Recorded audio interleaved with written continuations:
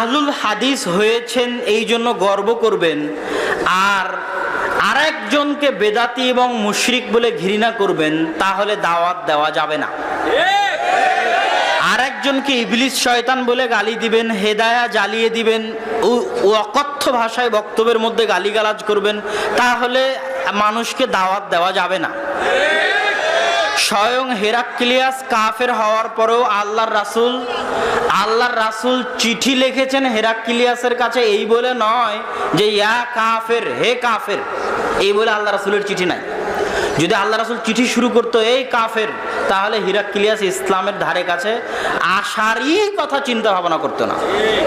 কিন্তু আল্লাহ রাসূল চিঠি লিখেছেন আজিম আর রোমের মহান সম্রাট হেরাক্লিয়াস, সম্মান দিয়ে আল্লাহ রাসূল চিঠি লিখেছেন। ফেরাউন নিজেকে আল্লাহ দাবি করেছে, ওর চেয়ে বড় অপরাধী দুনিয়াতে হতে পারে না। আল্লাহ মুসাকে বলছে তুমি যাও। ফেরাউন এত বড় দাম্ভিক হওয়ার পরেও, এত বড় অহংকারী হওয়ার পরও, এত বড় কাফের হওয়ার পরও তুমি ফেরাউনের সাথে নরম ভাষায় কথা বলবে। তো আজকে আপনি যে সমস্ত মুসলমানদের মাঝে দাওয়াতি কাজ করতে যাচ্ছেন, এরা কি হেরাক্লিয়াস আর ফেরাউনের চাইতে বড় কাফের না? এরা মুসলমান। তাহলে ওদের সাথে যদি আপনি খারাপ ব্যবহার করেন, বলেন এই তুই বেদাতি, তুই মুশরিক, ওই হিন্দু জান্নাতে চলে গেলেও হানাফিরা জান্নাতে যাবে না, এই জাতীয় যদি গালিগালাজমূলক বাক্য ব্যবহার করেন, আর সবসময় বেদাতি মুশরিক শব্দ ব্যবহার করেন, আর কাকে কিভাবে বেদাতি বলা যায়, কাকে কিভাবে মুশরিক বলা যায়, আর অমুকের জন্য দোয়া করা যাবে না, অমুককে গালিগালাজ করতে হবে, অমুকের মৃত্যুতে আনন্দ প্রকাশ করতে হবে, এগুলো যদি করা শুরু করেন, তাহলে দাওয়াত দেওয়া যাবে না। দাওয়াতের মাঠে মারা যাবে, দাওয়াতের মাঠে মারা যাবে। সম্মানিত উপস্থিতি, তারপরের মন্তব্য, আহলুল হাদিসদেরকে দলীয় সংকীর্ণতা, সাংগঠনিক সংকীর্ণতার ঊর্ধ্বে উঠে দাওয়াতি কাজ করতে হবে।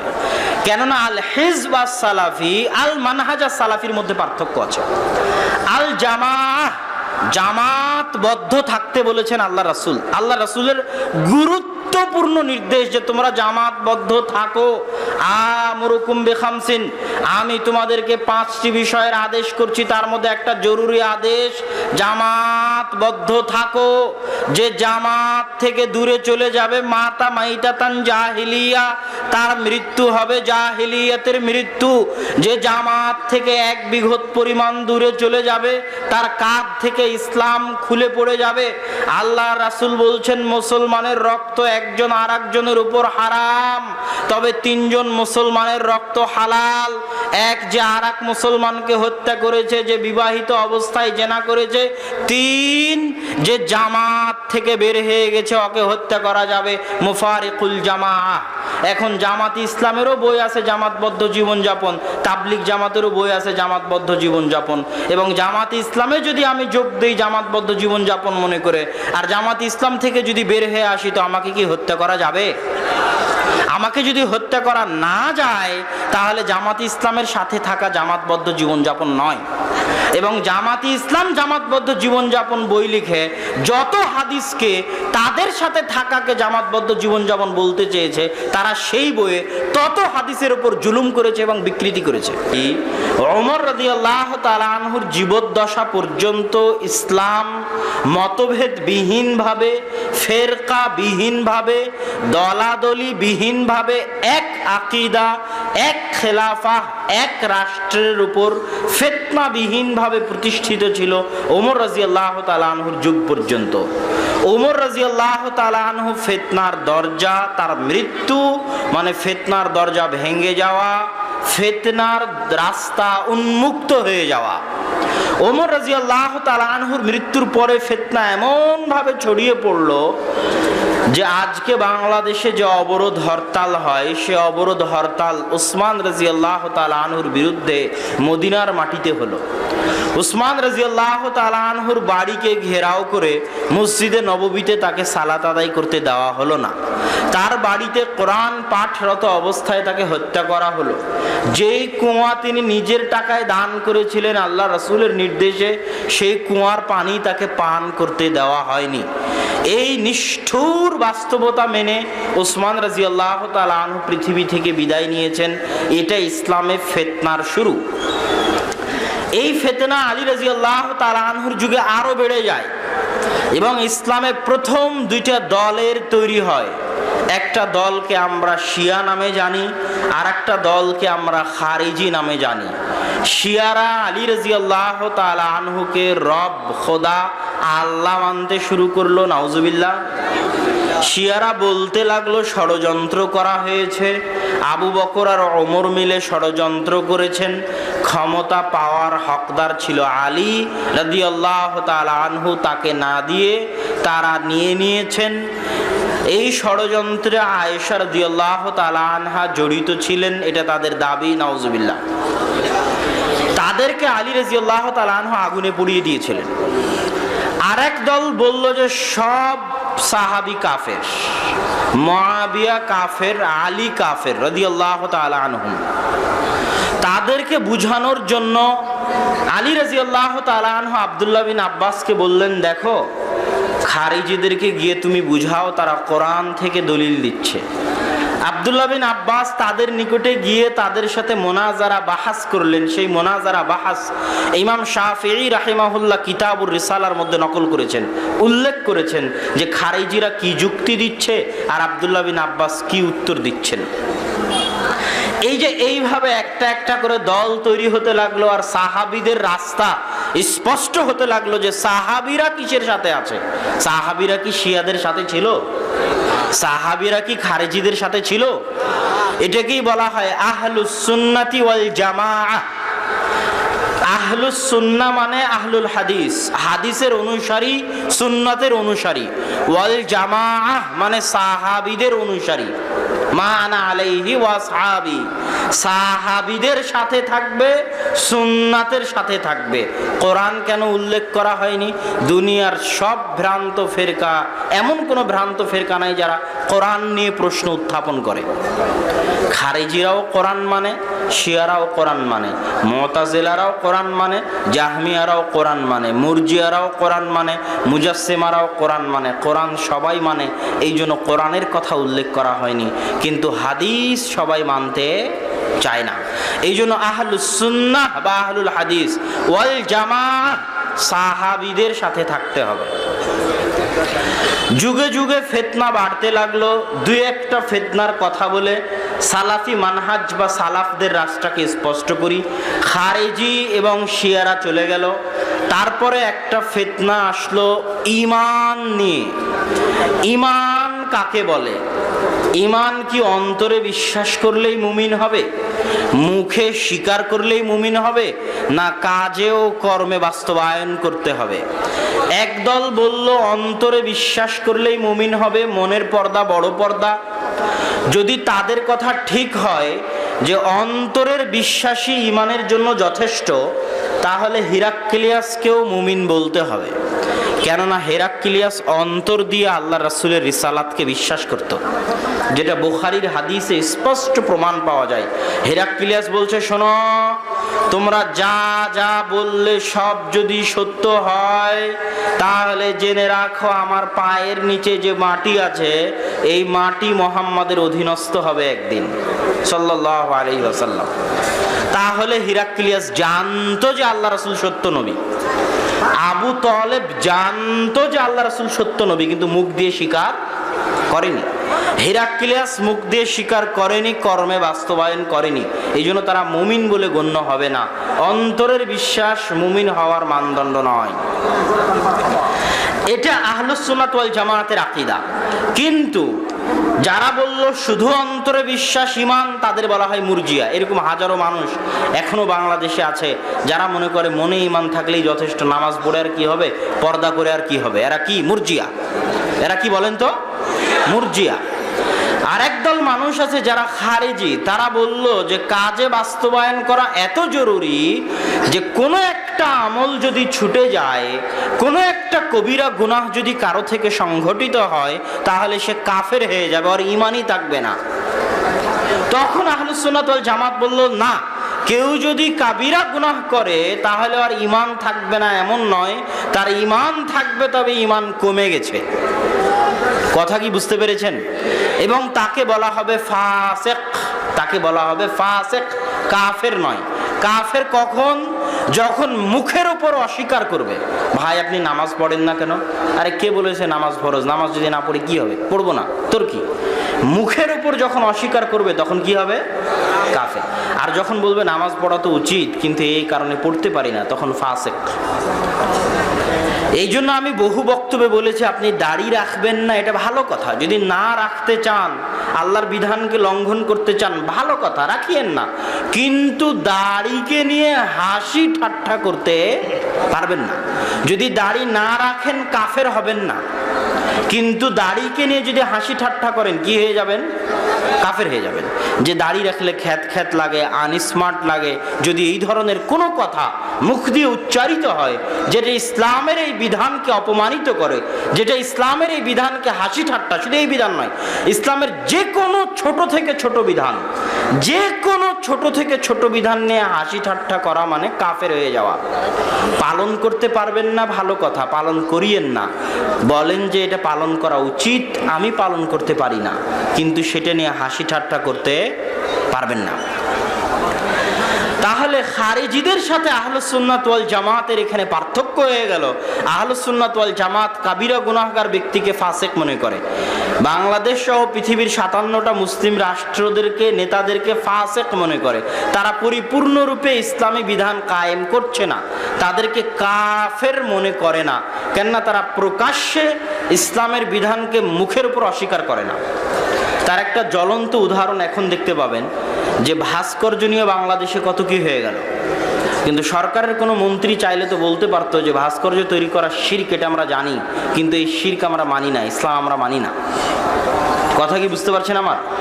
তাহলে সে কাফের হয়ে যেত, প্রকাশ্য কাফের। ইসলামের কোনো বিধানকে ডাইরেক্ট লঙ্ঘন করা, ওপেনলি চ্যালেঞ্জ করা, মানি না। কিন্তু কি বলছে? বলছে আমি ঘরে বসে আলেম হয়ে গেছি, আমি কোরআন হাদিস বেশি বুঝি। আরেকজন বলছে আমি তাহাজ্জুদের সালাত আদায় করি, আমি আলেমদের চাইতে কোরআন হাদিস বেশি বুঝি। আরেকজন বলছে হুজুরের প্রয়োজন নয়, আমি নিজেই আমার বাপের জানাজা আদায় করতে পারবো। দিয়ে তারা দলিল দিচ্ছে কি, যে কোরআনে দলিল আছে যে ভাস্কর্য জায়েজ। নাউজুবিল্লাহ। তাহলে এদের ক্ষেত্রে বলতে হবে এরা হচ্ছে ফাসেক। কি? ফাসেক। তো সম্মানিত উপস্থিতি, তাহলে এই জায়গা থেকে স্পষ্ট হলো যে ঈমান নিয়ে দুই দলে বিভক্ত হয়ে গেল মানুষ। তারপরে আসলো কোরআন নিয়ে ফিতনা। কোরআনের ফিতনা আসলো, একদল মানুষ বলল কোরআন কি আল্লাহর সৃষ্টিজীব না কোরআন আল্লাহর বাণী? যেমন আমি আল্লাহর সৃষ্টিজীব, আসমান জমিন আল্লাহর সৃষ্টি, পশু পাখি আল্লাহর সৃষ্টি, আল্লাহর সত্তার অংশ নয়। আমরা আপনারা আল্লাহর সত্তার অংশ নই, তার জাতের অংশ নই। আসমান জমিন আল্লাহর জাতের অংশ নয়, পশু পাখি আল্লাহর জাতের অংশ নয়, ফেরেশতা জিন আল্লাহর জাতের অংশ নয়। এগুলোকে আল্লাহ সৃষ্টি করেছেন। কথা কি বুঝতে পারছেন? আমি এখানে বসে থেকে একটা বই লিখলাম, এটা আমার সৃষ্টি। আমি বসে থেকে একটা মোবাইল তৈরি করলাম, এটা আমার সৃষ্টি। কিন্তু আমি মুখ দিয়ে কথা বলতেছি, এটা আমার সত্তার জাতের অংশ। তো আল্লাহ সুবহানাহু তাআলার কোরআন সৃষ্টি না আল্লাহ সুবহানাহু তাআলার বাণী, যেটা তার জাতের অংশ? কালামুল্লাহ আল্লাহর বাণী, আল্লাহর সৃষ্টি নয়। এই নিয়ে ফিতনায় পড়ে গেল গোটা মুসলিম উম্মাহ। বাদশাহ খলিফারা পর্যন্ত পথভ্রষ্ট হয়ে গেল। একমাত্র আহমদ বিন হাম্বল একাই অটল থাকলেন যে কোরআন আল্লাহর বাণী। এর জন্য তিনি অনেক জুলুম, অত্যাচার, নির্যাতন সবকিছু সহ্য করেছেন। এই ফিতনাতে ভাগ হয়ে গেল যে কোনটা আহলুস সুন্নাত ওয়াল জামাআহ, কোনটা বাতিল ফিরকা। আরেকটা ফিতনা আসলো যেটাকে বলা হয় দার্শনিক, ফালাসিফা, মুতাকাল্লিমিন, যুক্তিবিদ, তর্কবিদদের ফিতনা।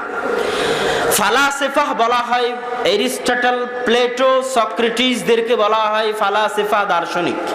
তারা গ্রিক দার্শনিক, আল্লাহর রাসূলের যুগের আগের দার্শনিক। আব্বাসীয় খেলাফত আমলে যখন জ্ঞান চর্চা বাড়তে লাগলো, তখন তাদের লেখা বইগুলো আরবিতে অনুবাদ হয়ে গেল, তাদের কথাবার্তা আরবিতে অনুবাদ হয়ে গিয়ে আল্লাহ সংক্রান্ত যত আকীদা ছিল সব আকীদার মধ্যে গন্ডগোল লেগে গেল। আল্লাহ সুবহানাহু ওয়া তাআলার হাত সাবিত করা যাবে কিনা, আল্লাহ সুবহানাহু ওয়া তাআলার চোখ সাবিত করা যাবে কিনা, আল্লাহ সুবহানাহু ওয়া তাআলার নিচের আসমানে নেমে আসা সাবিত করা যাবে কিনা, আল্লাহ সুবহানাহু ওয়া তাআলার কিয়ামতের মাঠে গোছা উন্মোচন করা সাবিত করা যাবে কিনা, জান্নাতে আল্লাহ সুবহানাহু ওয়া তাআলাকে দেখতে পাওয়া সাবিত করা যাবে কিনা, আল্লাহ সুবহানাহু ওয়া তাআলা দয়ালু পরম করুণাময় এই গুণগুলো সাবিত করা যাবে কিনা, আল্লাহ হাসেন এটা সাবিত করা যাবে কিনা, আল্লাহ রাগান্বিত হন এটা সাবিত করা যাবে কিনা, আল্লাহ সংশ্লিষ্ট যত গুণ আছে সব নিয়ে গন্ডগোল লেগে গেল ইসলামী বিশ্বে। দার্শনিকদের মত হচ্ছে, দার্শনিকদের মত, তাদের মত পাওয়া যাবে আল আকায়েদ আন নাসাফিয়া। আমি আকায়েদ আন নাসাফিয়া পড়েছি দারুল উলুম দেওবন্দে, এবং এত যুক্তির মারপ্যাচ যে না পড়লে বুঝতাম না। এবং আল আকায়েদ আন নাসাফিয়া পড়ার জন্য তার আগে আর একটা বই পড়তে হয়েছিল, মাবাদিউল ফালসাফা, ফালসাফার মৌলিক জিনিস দর্শন শাস্ত্রের। আহলে হাদিসদের মধ্যে খুব কম মানুষ আসে যারা ফালসাফা বা আকায়েদ নাসাফিয়া এগুলো পড়তে পারবে, পড়ে বুঝতে পারবে। যদি প্রয়োজনও নাই, এগুলো ভ্রান্ত জিনিস পড়ে লাভ কি, কোনো প্রয়োজন নাই। কিন্তু আমার পড়ার সুযোগ হয়েছিল, ভাগ্য হয়েছিল, এই জন্য আমি টুকটাক বুঝতে পারি। আগের যুগে যারা গেছে, যেই যুগে ফিতনা ছিল, ইবনে তাইমিয়া ইবনুল কাইয়িমদের যুগ, যেই যুগে ফিতনা ছিল, সেই যুগের ইমামরা আরো ভালো বুঝতেন ফালসাফা দর্শন শাস্ত্র। তো দর্শন শাস্ত্রে একটা জিনিস বলা আছে যে পৃথিবীকে তারা দুই ভাগে ভাগ করেছে। একটা হচ্ছে জাওহার, যেটা শাব্দিক অনুবাদ দাঁড়ায় অণু বা পরমাণু, আর একটা হচ্ছে আরজ, যে কোনো গুণাবলী। জাওহারের ক্ষেত্রে তারা বলে যে নিজে নিজে প্রতিষ্ঠিত হতে পারে সে জাওহার, আরজ যে নিজে প্রতিষ্ঠিত হতে পারে না সে আরজ। যেমন কোনো রং এবং কোনো গুণ নিজে প্রতিষ্ঠিত হতে পারবে না। সাদা কালারের আলাদা কোনো অস্তিত্ব নাই যতক্ষণ না সাদা কালার কোনো দেওয়ালে মারা হবে, কোনো কাপড়ে মারা হবে, কোনো গায়ে মারা হবে, কোনো রাস্তায় মারা হবে। সাদা কালারের আলাদা কোনো অস্তিত্ব নাই যতক্ষণ না আর একটা প্রতিষ্ঠিত জিনিসের উপর তাকে লাগানো না হয়। ঠিক তেমনি যত ভালো গুণ আছে, জ্ঞানী হওয়া, দয়া করা, রহমত করা, ভালোবাসা, হাসা, এগুলোর আলাদা কোনো অস্তিত্ব নাই যতক্ষণ না এগুলো কোনো কিছু অস্তিত্বশীল বস্তু বা ব্যক্তির সাথে জড়িত না হবে, ততক্ষণ এগুলোর আলাদা কোনো অস্তিত্ব নাই। আর জওহর যেটার আলাদা অস্তিত্ব আছে, মানুষ, এই মাইক, যা কিছু দুনিয়াতে যেগুলোর আলাদা অস্তিত্ব আছে, আমরা সবাই সবকিছু জওহরের অন্তর্ভুক্ত। তো তাদের কথা হচ্ছে দার্শনিকদের যে প্রত্যেক জাওহার পরিবর্তনশীল, আর প্রত্যেক পরিবর্তনশীল বস্তু একদিন ধ্বংস হবে। কুল্লু জাওহারিন মুতাগায়্যির ওয়া কুল্লু মুতাগায়্যির হাদিস আও হালিক। প্রত্যেক জাওহার পরিবর্তনশীল, আর প্রত্যেক পরিবর্তনশীল বস্তু একদিন ধ্বংস হবে। এখন তারা বলে আল্লাহর জন্য যদি আমরা হাসা সাবেত করি, আল্লাহর জন্য যদি আমরা হাত সাবেত করি, আল্লাহর জন্য যদি আমরা দয়া রহমত করা সাবেত করি, জ্ঞানী হওয়া সাবেত করি, চিরঞ্জীব হওয়া সাবেত করি, চিরস্থায়ী হওয়া সাবেত করি, তো এগুলোর জন্য একটা জাওহার লাগবে। আর যখনই আমরা আল্লাহর জন্য ওই জাওহারটা সাবেত করব, আর সাবেত করতে গিয়ে তখন আল্লাহ সুবহানাহু ওয়া তাআলার ধ্বংস হওয়া লাজিম আসবে। অতএব শুধু আল্লাহ মানো, আল্লাহর জাত মানো, আল্লাহর কোনো গুণ মানিও না। নাউজুবিল্লাহ। এটা হচ্ছে দার্শনিকদের কথা। তারা সব গুণকে, আল্লাহ সুবহানাহু ওয়া তাআলার সকল গুণকে অস্বীকার করে বসলো যুক্তি দিয়ে, এবং মুসলমান সমাজে গন্ডগোল লেগে গেল এই যুক্তিগুলোর কারণে। আরো অনেক যুক্তি আছে, আমি তো আর আপনাদেরকে দর্শন শাস্ত্র শিখাতে আসিনি, প্রয়োজনও নাই। তখন একদল আলেম ওলামার উদ্ভাবন ঘটলো। আজকে যেমন দেখতে পাচ্ছেন একদল নাস্তিক বিজ্ঞান দিয়ে ইসলামের শত হুকুম আহকামকে নাস্তানাবুদ করার চেষ্টা করতেছে। যেমন হাদিসে আল্লাহ রাসূল বলেছে সূর্য আল্লাহর আরশের নিচে গিয়ে সিজদা করে, বুখারীর হাদিস, আল্লাহ রাসূলের হাদিস, সহিহ হাদিস। তখন বৈজ্ঞানিকেরা অভিযোগ উত্থাপন করতেছে, এই সূর্য তো সারা পৃথিবীতে 24 ঘন্টা ঘুরতে থাকে, কখন আরশের নিচে যায়? কথা কি বুঝতে পেরেছেন? কিন্তু এগুলোর প্রত্যেকটার উত্তর আছে। তো আমি যেহেতু উদাহরণ একটা দিলাম, তো এটার একটা ছোট্ট উত্তর দিয়ে যাই। পৃথিবীতে এমন কোনো ভাষা নাই আমার জানা মতে যেই ভাষায় সূর্যের এই চলাচলকে সূর্য ডোবা এবং সূর্য উদয়ের বাইরে অন্য কোনো শব্দ ব্যবহার করা হয়। আবার বুঝুন কথাটা, পৃথিবীতে আমার এমন কোনো ভাষা জানা নাই যেই ভাষায় সূর্যের এই চলাচলকে সেই ভাষায় অস্ত যাওয়া, ডুবে যাওয়া এবং উদয় হওয়া, এই দুইটা শব্দ বাদে অন্য কোনো শব্দ তার জন্য ব্যবহার করা হয়। কথাটা আবার বুঝুন, ইংরেজিতে ব্যবহার করা হয় কি সানসেট, সূর্যের ডুবে যাওয়া, সানরাইজ, সূর্যের উদিত হওয়া। বাংলায় বলে সূর্যের ডুবে যাওয়া, আরবিতে বলে গাবা, গাবাতিশ শামস, সূর্যের ডুবে যাওয়া। তো সূর্য কি ডোবে? হ্যাঁ, 24 ঘন্টা সূর্য কখনো ডোবে নাকি? সূর্য চলতে থাকে। তাহলে শুদ্ধ ভাষায় বলতে হবে সূর্য ওই দিকে গেল, ডুবলো, এটা কিন্তু বলা যাবে না। কেন? বৈজ্ঞানিক দৃষ্টিতে ডোবা টিকে না। কিন্তু মানুষ সচরাচর ব্যবহার করে কোনটা বলেন তো? ডোবা। তো আল্লাহ কোরআনে ব্যবহার করেছে ডোবা, আল্লাহ রাসূলও ব্যবহার করেছে ডোবা। তো তোমার ডোবা বলা যদি বৈজ্ঞানিক বিরোধী না হয়, তাহলে আল্লাহ রাসূলের ডোবা বলাটা বিজ্ঞান বিরোধী হবে? নাউজুবিল্লাহ। এবং ওখানে রাসূল সাল্লাল্লাহু আলাইহি ওয়াসাল্লাম ইয়াযহাব, যাওয়া শব্দ ব্যবহার করেছেন। তো পৃথিবীতে আল্লাহর এই ইদানিং যুগের আগে কেউ জানতো না যে সূর্য আবার যায়, সূর্য চলে, এটা পৃথিবীর এই যুগে কেউ জানতো না। এই যুগের আগে মানুষ মনে করতো কি স্থির থাকে, সূর্যও যে ঘূর্ণায়মান, পৃথিবীও যে ঘূর্ণায়মান, এটা মানুষ জানতো না। অথচ আল্লাহ রাসূল হাদিসে ব্যবহার করেছেন যায়, সূর্য যায়। তো সম্মানিত উপস্থিতি, এই যুগে বৈজ্ঞানিকভাবে হাদিসের উপর যেমন একের পর এক অভিযোগ উত্থাপন করা হয়, আল্লাহ রাসূল হাদিসে বলেছে যে মাছি যদি তোমার খাদ্যে বসে, তাহলে তুমি মাছিকে খাদ্যের মধ্যে ডুবিয়ে ধরো, কেননা মাছির এক পাখায় রয়েছে আরোগ্য, আর এক পাখায় রয়েছে অসুস্থতা। তো মাছিকে ডুবিয়ে ধরো, যদি এক পাখার কারণে রোগ ঢুকে থাকে, আর এক পাখার কারণে সেটা সুস্থ হয়ে যাবে। আল্লাহ রাসূলের সহিহ হাদিস। এখন গোটা পৃথিবী হাদিসের পিছনে পড়ে গেছে যে মাছির মতো একটা জীবাণুওয়ালা জিনিসকে আল্লাহ রাসূল খাবারের মধ্যে ডুবে ধরতে বললেন, কেমনে সম্ভব? তো সৌদি আরবের একটা বিশ্ববিদ্যালয়ে হাদিসের উপর পরিপূর্ণ গবেষণা হয়েছে এবং প্র্যাকটিক্যাল গবেষণা হয়েছে। একটা মাছিকে একটা এর মধ্যে, টিউবের মধ্যে প্রথমত শুধু তার এক ডানা ডুবিয়ে সেটার মধ্যে কতটুকু জীবাণু আছে সেটা মাপা হয়েছে। তারপরে আবার সম্পূর্ণ মাছি ডুবিয়ে জীবাণু কেমন আছে সেটা মাপা হয়েছে। তাতে দেখা গেছে যে সম্পূর্ণ পুরো মাছিকে ডুবানোর পর, উভয় ডানা ডুবানোর পর, প্রথমবার এক ডানা ডুবানোর চাইতে জীবাণু কমে গেছে। এটা প্রমাণিত বৈজ্ঞানিকভাবে, প্র্যাকটিক্যালি।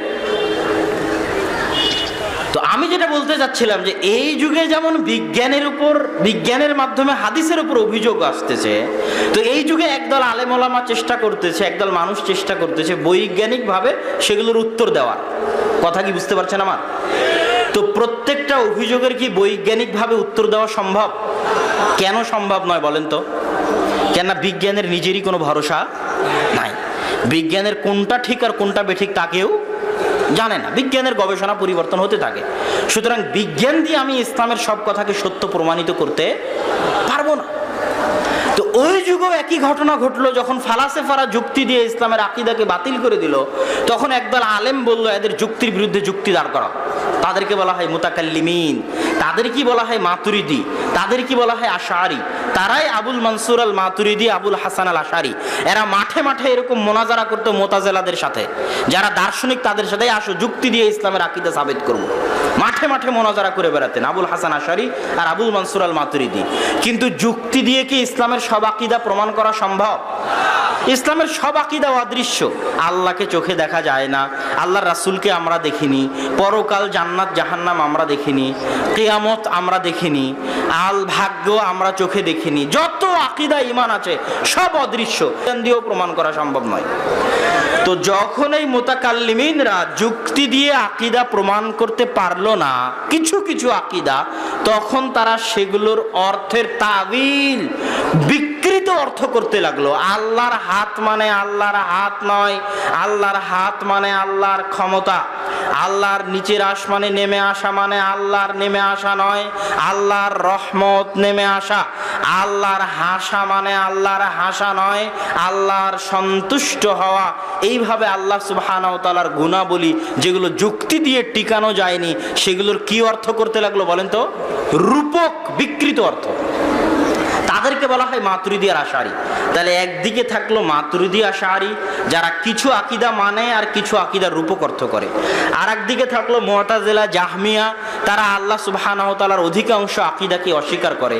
এর মাঝামাঝি থাকলো আহলুস সুন্নাত ওয়াল জামাআত, যে ওই যে দেখো সাহাবীরা কিসের উপর ছিল, তাবিরা কিসের উপর ছিল দেখো, সাহাবী তাবিদের পক্ষ থেকে যদি প্রমাণ হয়ে যায় যে আল্লাহর হাত মানে আল্লাহর ক্ষমতা, ঠিক আছে। আর যদি সাহাবী তাবি থেকে কেউ প্রমাণ না করতে পারে কোন সাহাবী থেকে যে আল্লাহর হাত মানে আল্লাহর ক্ষমতা, তাহলে এটা বাতিল আকীদা। কোন সাহাবী থেকে যদি প্রমাণ না হয় যে আল্লাহর নিচের আসমানে নেমে আসা মানে আল্লাহর রহমত নেমে আসা, তাহলে এটা বাতিল আকীদা। এটাই আহলুস সুন্নাত ওয়াল জামাত। দেখো সাহাবীরা কিসের উপর ছিল, এটাই সালাফি। পূর্বে ফিরে যাও, এরা কি বলছে দেখার দরকার নাই। সালাফ আগে যারা ছিল তারা কি বলতো সেটা দেখো। তাদের আকীদা আমাদের আকীদা। আবু হানিফা রাহিমাহুল্লাহর ফিকহুল আকবরের মধ্যে বলছেন যে আল্লাহর হাতকে আল্লাহর হাত না বলে আল্লাহর শক্তি বলবে, তার আকীদা ঠিক নাই। ডাইরেক্ট বলেছে আবু হানিফা রাহিমাহুল্লাহ, যে আল্লাহকে আসমানের উপর মানে না তাকে তিনি কাফের বলেছেন। তাহলে আমাদের যারা হানাফি দাবি করতেছেন দিনী ভাইয়েরা, তারা মূলত কেউই আকীদায় হানাফি নন, তারা মূলত আকীদায় মাতুরিদি। সুতরাং তাদেরকে হানাফি দাবি করা উচিত নয়, তাদেরকে মাতুরিদি। কেন? আকীদাই মূল জিনিস। আপনি আকীদাতেই হানাফি হতে পারলেন না, আকীদাতেই আবু হানিফা রাহিমাহুল্লাহর সঙ্গী হতে পারলেন না, তাহলে নিজেকে হানাফি পরিচয় দেওয়া তো অনেক লজ্জাস্কর, অনেক অপমানজনক এবং মিথ্যা দাবির অন্তর্ভুক্তও হতে পারে। শুধু আবু হানিফা রাহিমাহুল্লাহর দুই একটা ফিকহি মাসলা মাসাইল নেবেন আর ওনার আকীদা যেটা মৌলিক অংশ সেটাকে বাদ দিয়ে মাতুরিদিদের অনুসরণ করবেন আর বলবেন আপনি হানাফি, এটা কেমনে হলো? আকীদায় ফিরে যেতে হবে, আবু হানিফা রাহিমাহুল্লাহর আকীদায়, সাহাবীদের আকীদায়, সালাফদের আকীদায়। এটাই সালাফি সালেহিনের মানহাজ, এটাই সালাফি মানহাজ, এটাই আহলুস সুন্নাত ওয়াল জামাআহ। আকীদার ক্ষেত্রে বিকৃতি আর একটা জায়গায় ঘটলো, সেটা হলো তাকদীর। একদল মানুষ বলল আমি যা করি আল্লাহ করাই, চুরি করি আল্লাহ করাই, গান বাজনা শুনি আল্লাহ শোনায়, কাউকে হত্যা করলে আল্লাহ করিয়েছে, জেনা করলেও আল্লাহ করায়, নাউজুবিল্লাহ। আরেক দল মানুষ বলল আমি যা করি সেটাই। এই দলের মানুষ এখন বেশি। ভাগ্য বলে কিছু নাই, আমি যদি চাই করতে পারবো, আমি যদি চাই না করতে পারবো, এখানে ভাগ্য বলে কিছু নাই, সব কিছু আমার হাতে, নাউজুবিল্লাহ। এই দুই ভ্রান্ত আকীদার মাঝামাঝি আকীদা হচ্ছে যে সালাফিদের আকীদা কি ছিল, যারা আগে চলে গেছে তাদের আকীদা কি ছিল দেখো।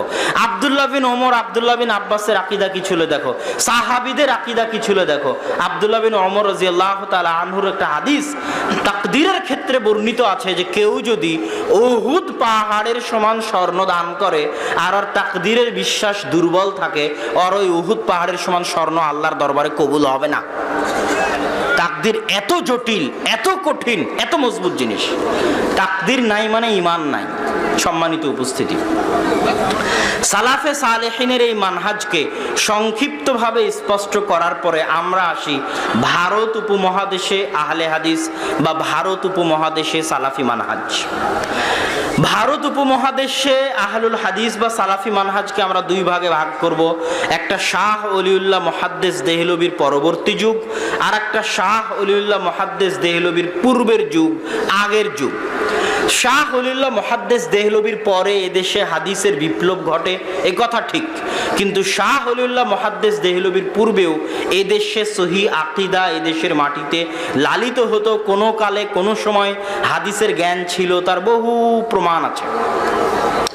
তার মধ্যে একটা প্রমাণ হচ্ছে আবু আব্দুল্লাহ মুহাম্মদ আল মাকদিসি নামক একজন সফরকারী, ইবনে বাতুতার মতো একজন পরিব্রাজক, পাকিস্তানের সিন্ধ প্রদেশে এসে তিনি তার বইয়ে লিখেছেন যে আমি পাকিস্তানের সিন্ধ প্রদেশের মানসুরা নামক অঞ্চলে, মানসুরাবাদ নামক অঞ্চলে মানুষ পেয়েছি, একদল মানুষ বা পুরো মানসুরা নগরের অধিবাসী যারা না হানাফি মাযহাবের অনুসারী ছিল, না হাম্বলি মাযহাবের অনুসারী ছিল, না মুতাজিলা ছিল, না জাহমিয়া ছিল। তারা ছিল আহলুস সুন্নাহ ও আহলুল হাদিস এবং তারা ছিল সাহাবী তাবিঈদের আসল মানহাজের উপর প্রতিষ্ঠিত। এটা তিনি লিখছেন বলা যায় 380 হিজরির দিকে পাকিস্তানের সিন্ধ নগরীর ঘটনা বর্ণনা করতেছেন। হাদিস শাস্ত্রে একজন রাবি পাওয়া যায় কুতাইবা বিন সাঈদ আল বাগলানি। আপনি যদি গুগল ম্যাপে সার্চ দেন বাগলান, এখানে একটা মজার কথা বলে রাখি যে হাদিস শাস্ত্রের অনেক নাম গুগল ম্যাপে সার্চ দিয়ে সেগুলোর স্থান নির্ধারণ করা অনেক সহজ হয়। বোখারা কোথায় আছে, নিশাপুর কোথায় আছে, মরো কোথায় আছে, যেগুলো একসময় হাদিস শাস্ত্রের কেন্দ্র ছিল, ইলমের মার্কাজ ছিল, এগুলো কোথায় আছে এগুলো খুঁজে বের করা সহজ হয়। গুগল ম্যাপে যদি আপনি সার্চ দেন বাগলান, তাহলে দেখবেন পাকিস্তান আফগানিস্তানের সীমান্তবর্তী অঞ্চল হচ্ছে বাগলান। ওখানকার একজন রাবীর বর্ণিত হাদিস কুতুবে সিত্তার সব বই আছে, বুখারী, মুসলিম, আবু দাউদ, নাসাই, তিরমিজি, ইবনে মাজা, সব কুতুবে সিত্তার সব মুহাদ্দিস কুতাইবা বিন সাঈদ আল বাগলানির নিকট থেকে হাদিস নিয়েছে। তিনি এই ভারত উপমহাদেশীয় অঞ্চলের মানুষ সেই যুগে। ভারত উপমহাদেশীয় অঞ্চলে ইলমে হাদিসের একটা নমুনা হচ্ছে ইমাম সাগানি রাহিমাহুল্লাহ। তিনি পাকিস্তানের লাহোরে জন্মগ্রহণ করেছেন 577 হিজরিতে। তার দুইটা বই, একটা বইয়ের নাম হচ্ছে মাশারিকুল আনোয়ার, যে বই এখনো পাওয়া যায়। এই বইয়ে তিনি বুখারী মুসলিমের হাদিসকে জমা করেছেন, বুখারীর হাদিস আর মুসলিমের হাদিসকে এক বইয়ের মধ্যে জমা করে নাম দিয়েছেন মাশারিকুল আনোয়ার। আর একটা বই আছে মাজমাউল বাহরাইন, যেখানে তিনি আরবি সাহিত্যের, আরবি ভাষার ডিকশনারিমূলক গ্রন্থ লিখেছেন। 577 হিজরির আলেম, পাকিস্তানের আলেম ইমাম সাগানি, তৎকালীন যুগে, যে যুগকে আমরা মনে করতে পারি অন্ধকার যুগ। তারপরে আসে শাইখ হুসামউদ্দিন, একটা বিখ্যাত গ্রন্থ, সাধারণ মানুষও শুনে থাকতে পারে, গ্রন্থের নাম কানজুল উম্মাল। এই গ্রন্থের নাম শুনেছেন? দুই একজন শোনা থাকার কথা, আর আলেম ওলামা মোটামুটি সবাই জানেন।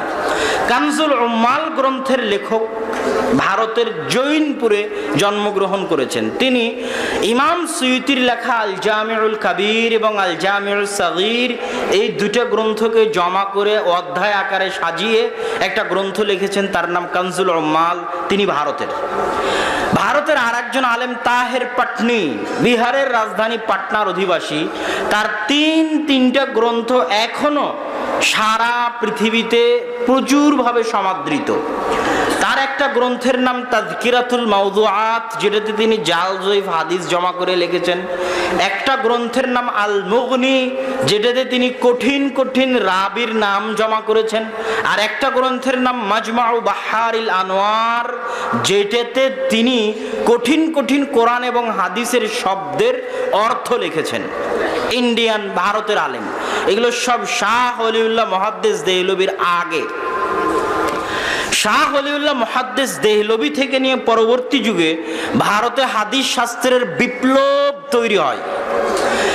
এই হাদিস শাস্ত্রের বিপ্লবকে অনেক বড় বড় আলেম ওলামা স্বীকৃতি দিয়েছেন, যাদের স্বীকৃতি আমি পরে পড়ব ইনশাআল্লাহ। শাহ ওলিউল্লাহ মুহাদ্দিস দেহলভি হাদিসের দার্স চালু করলেন। তিনি বাদশাহ আলমগীরের নাম সবাই শুনবেন, যাকে আওরঙ্গজেব নামে অনেকেই চিনেন। বাদশাহ আলমগীরের যুগে ফাতাওয়া আলমগীরি নামে একটা ফতোয়ার বই লেখা হয়েছিল। ওই ফাতাওয়া আলমগীরিকে আরবিতে বলা হয় ফাতাওয়া হিন্দিয়া। সৌদি আরবে পাওয়া যাবে ফাতাওয়া হিন্দিয়া নামে। তো বাদশাহ আলমগীর, বাদশাহ আওরঙ্গজেব যখন এই ফতোয়ার বই লেখার কমিটি তৈরি করে, তখন সেই কমিটির একজন সদস্য ছিলেন মাওলানা আব্দুর রহিম, যিনি শাহ ওলিউল্লাহ মুহাদ্দিস দেহলভির পিতা।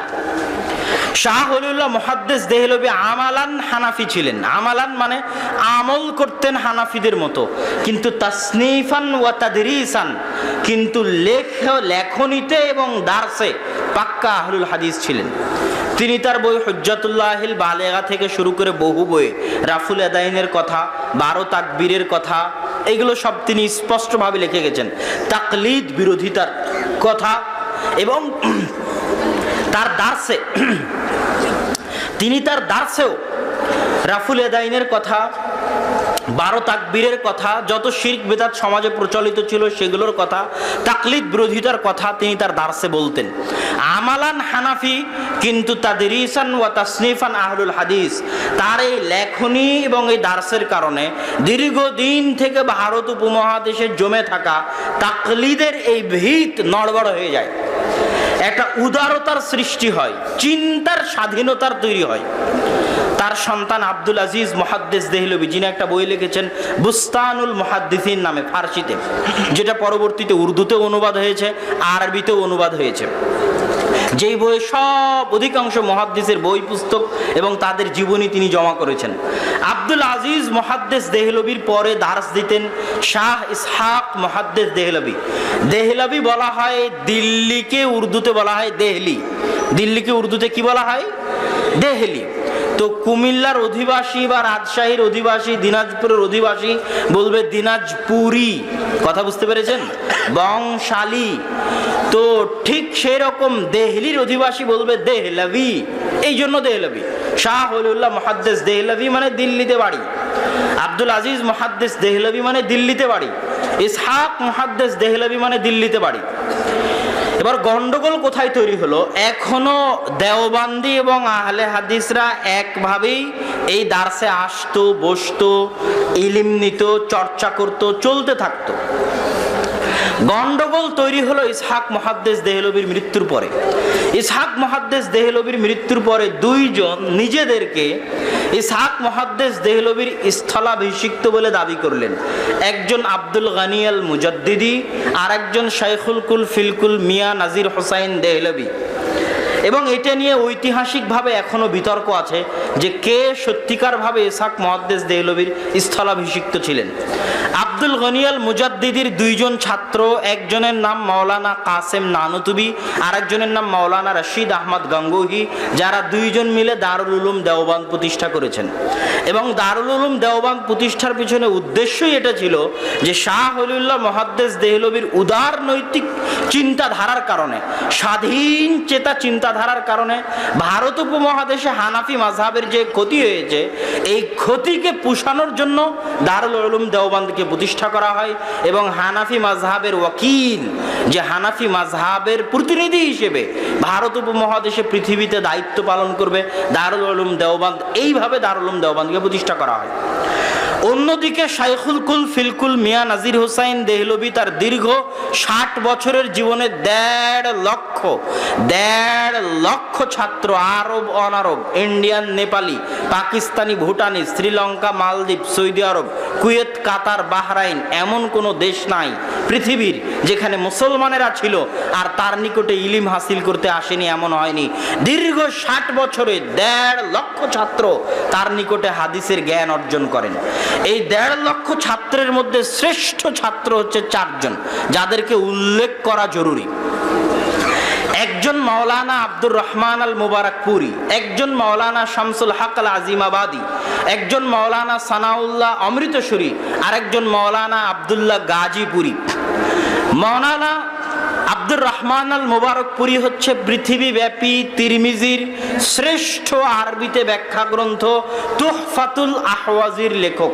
সারা পৃথিবীর পূর্ব থেকে পশ্চিম, উত্তর থেকে দক্ষিণ, সৌদি আরব, কুয়েত, কাতার, বাহরাইন, মদিনা ইসলামী বিশ্ববিদ্যালয় থেকে সর্বত্র শ্রেষ্ঠ তিরমিজির ব্যাখ্যা গ্রন্থ হিসেবে আরবিতে গণ্য হয় তুহফাতুল আহওয়াজি।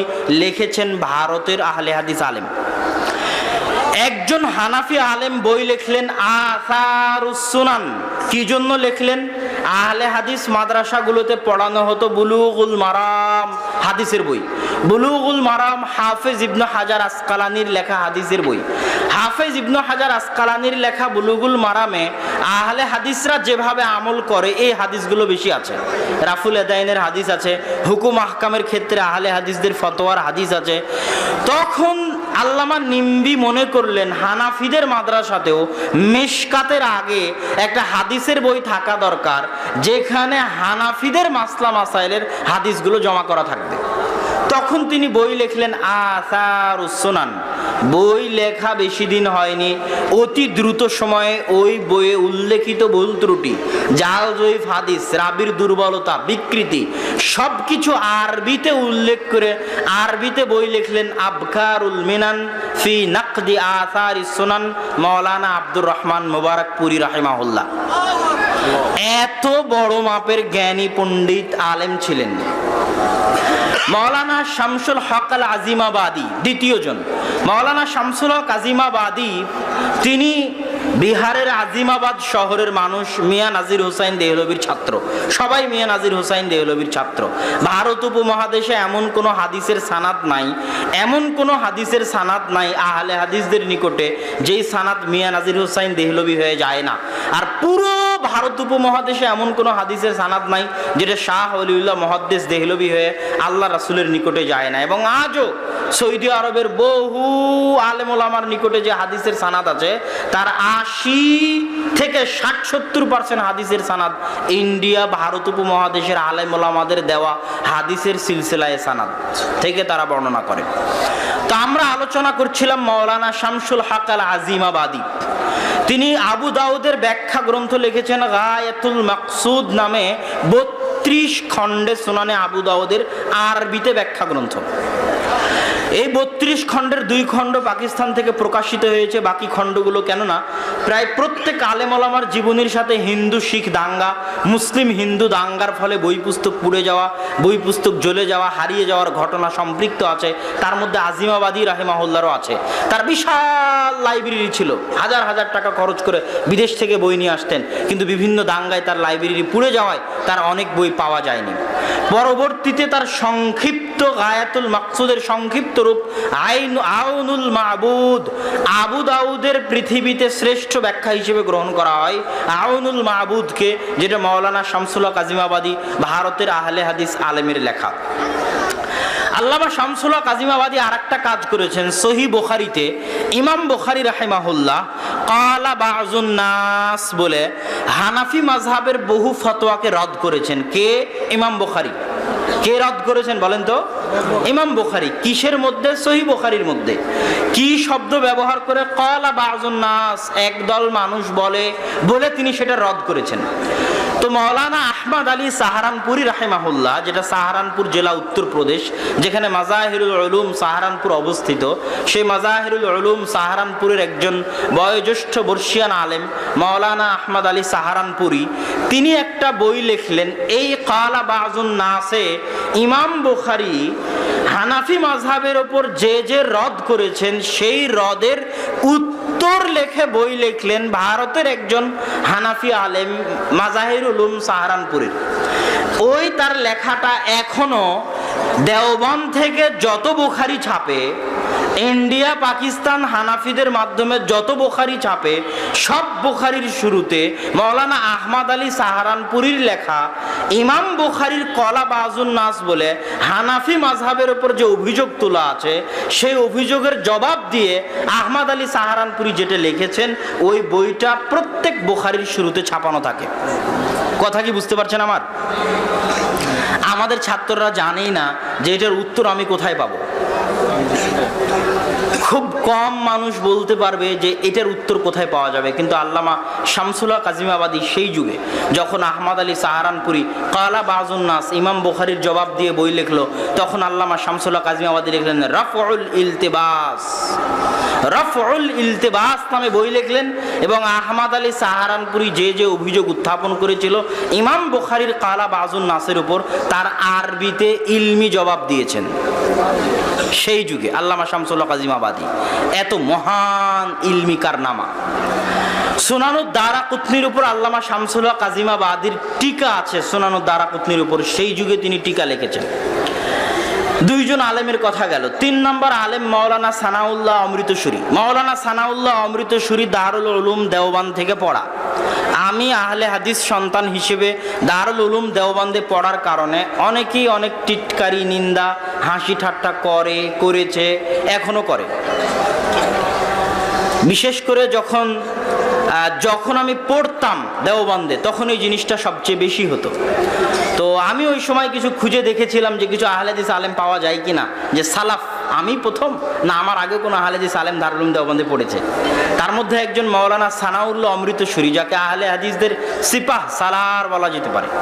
মাওলানা সানাউল্লাহ অমৃতসুরীর খেদমত শুধু আহলে হাদিসদের উপর নয়, পুরো ভারত উপমহাদেশের উপর সীমাহীন।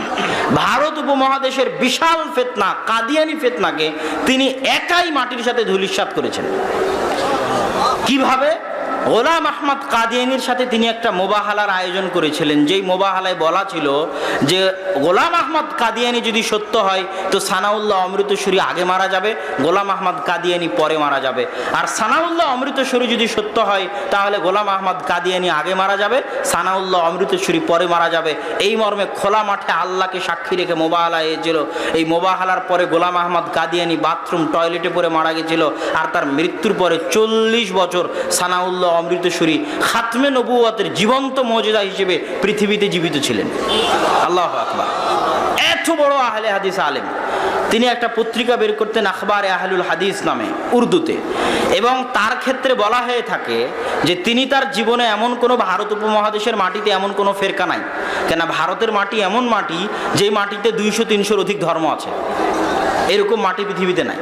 তো ভারত উপমহাদেশের মাটিতে এমন কোনো ধর্ম নাই যেই ধর্মের যে কোনো আকীদা যেটা ইসলাম বিরোধী, ওটার উনি জবাব দিতে পারবেন না। এক টেবিলে, এক মঞ্চে, একসাথে বসে হিন্দু, বৌদ্ধ, শিখ, জৈন, ব্রেলভি, শিয়া, কাদিয়ানি যত আছে, আরিয়া সমাজ, কাদিয়ানি, এই মুনকিরে হাদিস যত ফেরকা আছে, সব ফেরকাকে এক টেবিলে, এক মঞ্চে বসে তর্ক বিতর্ক করে সবাইকে একসাথে একদিনে পরাজিত করে উঠে যাবেন না, এটা হতে পারে না।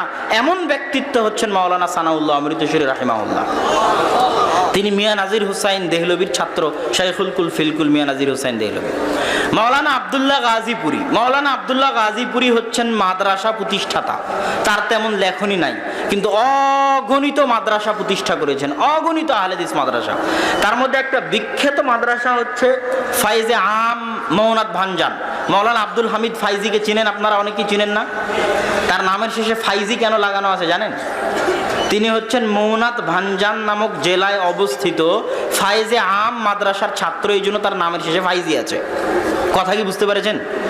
আব্দুল হামিদ ফাইজিকে এদেশের মানুষেরা মোটামুটি চিনে, তার বই পুস্তক আছে, বাংলায় অনেক বই পুস্তক তিনি লিখেছেন হাফিজাহুল্লাহ।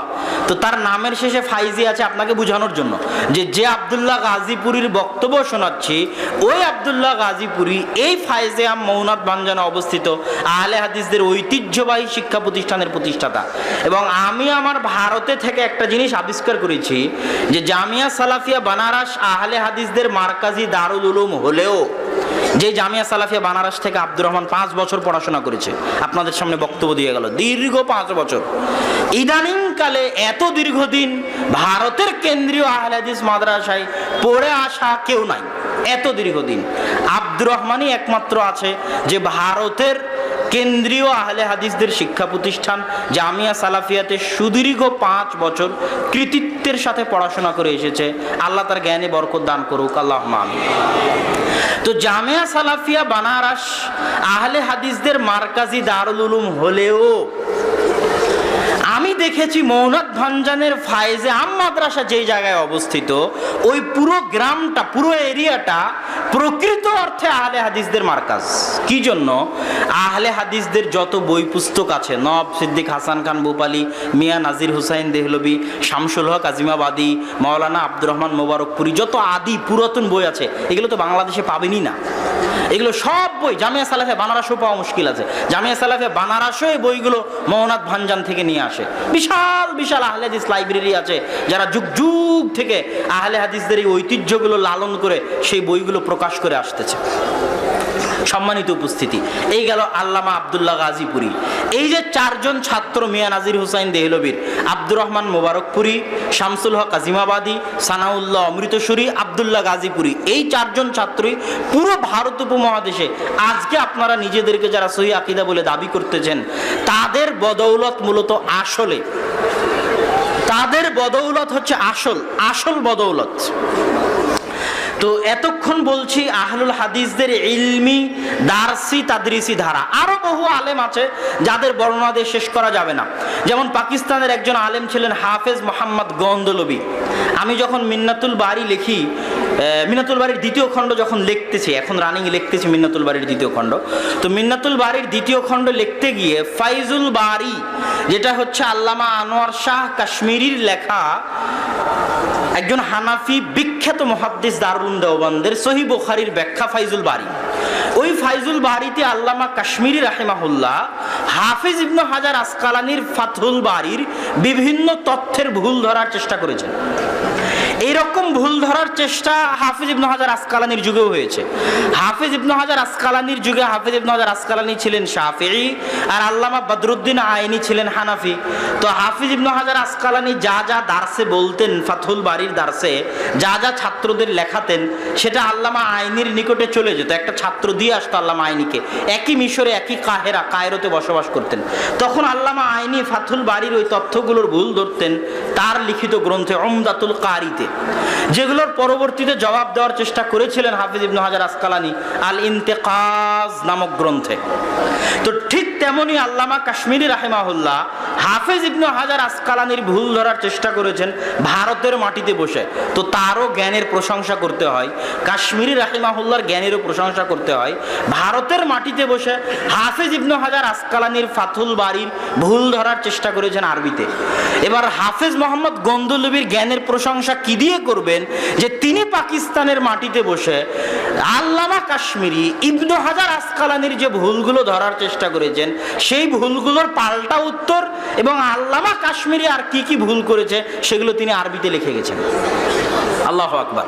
এটা একমাত্র আলেমই মাপতে পারবে, আপনারা মাপতে পারবেন না। একজন আলেমই মাপতে পারবে, পাকিস্তানের আহলে হাদিস আলেম হাফেজ মোহাম্মদ গন্দুলবি। তাকে তার জ্ঞানের কারণে মদিনা বিশ্ববিদ্যালয়ের শিক্ষক বানানো হয়েছিল। সারা পৃথিবীতে যখন আল্লাহ রাসূলের জীবনের উপর প্রতিযোগিতা হলো, তখন আর রাহিকুল মাখতুম এই গ্রন্থটা আরবি ভাষা সাহিত্যের মানের দিক থেকে, তথ্যের দিক থেকে, সাজানো গুছানোর দিক থেকে, সব দিক থেকে সারা পৃথিবীতে প্রথম স্থান অধিকার করলো। অথচ গ্রন্থ লিখলেন ভারতের আহলে হাদিস আলেম, যেই জামিয়া সালাফিয়া আব্দুর রহমান পড়েছে বানারসে, ওই জামিয়া সালাফিয়া বানারসের শিক্ষক মাওলানা সাফিউর রহমান মুবারকপুরি। তার এই জ্ঞানের কারণে তাকে বানিয়ে দেওয়া হলো জামিয়া ইসলামিয়া মদিনা ইসলামী বিশ্ববিদ্যালয়ের শিক্ষক। এরকম বহু আলেমকে মদিনা ইসলামী বিশ্ববিদ্যালয়ের শিক্ষক বানানো হয়েছে। তো তাদের জ্ঞানের কথা বলে শেষ করা যাবে না। কেন এই জ্ঞানের কথাগুলো বলতেছি? দু একজন আলেমের মন্ত আরেকজনের কথা ছুটে গেছে, নওয়াব সিদ্দিক হাসান খান ভূপালী। নওয়াব সিদ্দিক হাসান খান ভূপালী ভারতের মাটিতে জন্মগ্রহণ করা ব্যতিক্রম আহলে হাদিস আলেম। 10-এরও অধিক বই লিখেছেন আরবি, উর্দু, ফার্সিতে, শুধু আকীদার উপর। 200, 250, 300 বই লিখেছেন আরবি ভাষাতে। এমন আরবি ভাষা যে আরবি ভাষায় আরবদেরও বই লেখা কঠিন। এত উন্নত মানের আরবি ভাষা সেই যুগে ভারতের মাটিতে বসে নওয়াব সিদ্দিক হাসান খান ভূপালী। আজকে আপনি বলছেন বই ছাপিয়ে ফ্রি বিতরণ করব। নওয়াব সিদ্দিক হাসান খান ভূপালী বুলুগুল মারাম থেকে শুরু করে, ইলামুল মুওয়াক্কিন থেকে শুরু করে, মিশকাত থেকে শুরু করে, তাফসীর ইবনে কাসির থেকে শুরু করে লক্ষ লক্ষ টাকা খরচ করে এই বইগুলো মানুষের মাঝে উনি ছাপিয়ে ফ্রি বিতরণ করেছেন। উনি নওয়াব ছিলেন, বাদশাহ ছিলেন, টাকাও ছিল, জ্ঞানও ছিল। টাকাও ছিল, জ্ঞানও ছিল। বইও লিখেছেন, বই ছাপিয়েছেন, ফ্রি বিতরণ করেছেন। এদেশের মাটিতে আহলে হাদিস মানহাজ প্রচারে যে দুইজনের সবচেয়ে বড় অবদান আছে, তাদের একজন নওয়াব সিদ্দিক হাসান খান ভূপালী আর একজন মিয়া নাজির হোসাইন দেহলভী। এই লম্বা আলোচনা কি জন্য করলাম? দুটো মন্তব্য, পৃথিবীর বড় বড় কয়েকজন মুহাদ্দিসের মন্তব্যের মধ্যে শুধু একজনের মন্তব্য বলি। আল্লামা রশিদ রেজা মিসরি তিনি বলছেন, ওয়ালাউলা ইনায়াত ইখওয়ানিনা, যদি উলামাউল হিন্দ ভারতের মাটিতে যে সমস্ত আলেম ওলামা আছে তারা যদি বিউলুমিল হাদিস, হাদিসের জ্ঞান নিয়ে চর্চা না করত এই যুগে, তাহলে হাদিসের জ্ঞান দুনিয়া থেকে উঠে যেত 9ম 10ম হিজরির পরে। কেননা হাদিসের জ্ঞান শাম, সিরিয়া, ইরাক, মক্কা, মদিনা এগুলোতে দুর্বল হতে শুরু করেছিল হাদিসের জ্ঞান 9ম 10ম হিজরিতে। আর ওই 9ম 10ম হিজরিতে এই হাদিসের জ্ঞান চর্চার দায়িত্ব গ্রহণ করে নেয় ভারত উপমহাদেশের আলেম ওলামা, এবং তাদের মাধ্যমে হাদিসের জ্ঞান টিকে যায় 200-300 বছরের জন্য। এখন আবার আরবে হাদিসের চর্চা হচ্ছে, কিন্তু মাঝখানের এই অন্ধকার যুগে হাদিসের জ্ঞানকে ধরে রেখেছে ভারত উপমহাদেশের আলেম ওলামা। আমি মদিনাতে গিয়ে যখন বিভিন্ন হাদিসের বই, আদিকালের হাদিসের বই, যেমন একটার কথা বলি, আল জারহ ওয়াত তা'দীল লি ইবনে আবি হাতিম, জারাহ তা'দীলের একদম মূল ভিত্তি। অনেক ছাত্র মনে করে তাকরিবুত তাহজিব মনে হয় জারাহ তা'দীল, তাহজিবুল তাহজিব মনে হয় জারাহ তাদিল, তাহজিবুল কামাল মনে হয় জারাহ তাদিল। তাহজিবুল কামালের লেখক ইমাম মিজ্জি, তাহজিবুল তাহজিবের লেখক বড় বইগুলোর একটা বই আল জারহ ওয়াত তাদিল ইবনে আবি হাতিম। ইবনে আবি হাতিম, আবু হাতিম আর আবু জুরআর রাজি হচ্ছে বুখারী মুসলিমের উস্তাদ। হাদিস শাস্ত্রের বড় বড় আলেম ধরা হয় যে ৩-৪ জনকে, পাহাড় জেবাল ইলমিল হাদিস, হাদিস শাস্ত্রের পাহাড়, ইয়াহইয়া বিন মাঈন, ইয়াহইয়া বিন সাঈদ আল কাত্তান, আহমদ বিন হাম্বল, আবু হাতিম আর রাজি, আবু জুরআর রাজি, এনারা হচ্ছেন হাদিস শাস্ত্রের পাহাড়। এদের ছাত্র হচ্ছে বুখারী আর মুসলিম। তো আবু হাতিমের ছেলে ইবনে আবি হাতিম, সে একটা একটা করে রাবি বলতো, আব্বা এই রাবির বিষয়ে আপনার হুকুম কি? তা আব্বা বলতো এই রাবির বিষয়ে হুকুমেই। তারপর আবু জুরআর রাজিকে জিজ্ঞেস করতো আপনার এই রাবির বিষয়ে হুকুম কি? তো এই রাবির বিষয়ে হুকুমেই। এই বইয়ে উনি জমা করেছেন রাবিদের জীবনী আল জারহ ওয়াত তাদিল। তো মদিনায় বসে আল জারহ ওয়াত তাদিলের পড়তেছি, তো দেখলাম যে আল জারহ ওয়াত তাদিল আউয়াল তুবিআ, সর্বপ্রথম সারা পৃথিবীতে সর্বপ্রথম পাণ্ডুলিপি থেকে আধুনিকভাবে জারাহ তাদিল ইবনে আবি হাতিম প্রকাশিত হয়েছে ভারতে, হায়দ্রাবাদ দাকান। আব্দুর রহমান বিন ইয়াহইয়া আল মুআল্লিমি, যাকে জাহাবিউল আসর বলা হয়, উনি সেই ইয়ামান থেকে এসে ভারতে গবেষণা করতেন হাদিস নিয়ে। বহু হাদিসের গ্রন্থ পাবেন। আউয়াল তাবা, প্রথম প্রকাশ পাণ্ডুলিপি থেকে কোথায়? পাকিস্তানে।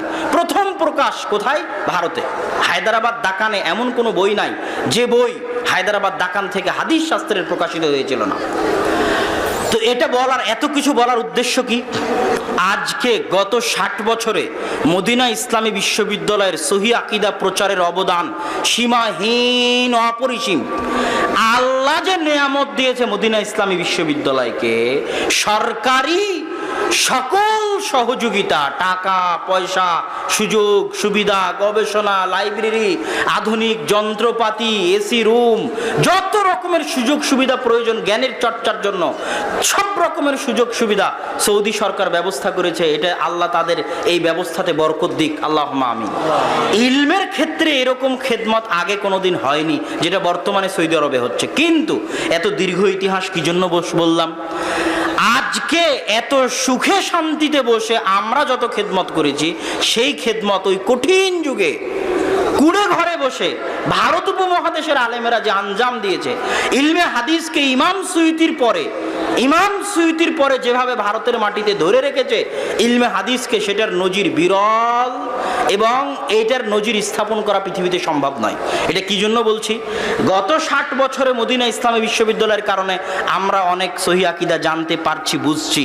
কিন্তু তার মানে এই নয় যে মদিনা থেকে পড়ে আসার কারণে আমি আব্দুল্লাহ ভারত উপমহাদেশের আলেমদেরকে বলবো এদের জ্ঞানই নাই, এদের কাছ থেকে আকীদাই নেওয়া যাবে না, এদের কাছ থেকে জ্ঞানই নেওয়া যাবে না, সব জ্ঞান শুধু ওখান থেকেই নিতে হবে। আর ভারত উপমহাদেশের আলেম ওলামা জাহেল, অজ্ঞ, মূর্খ, তাহলে এটা হবে পৃথিবীতে সবচেয়ে বড় মিথ্যা অপবাদ।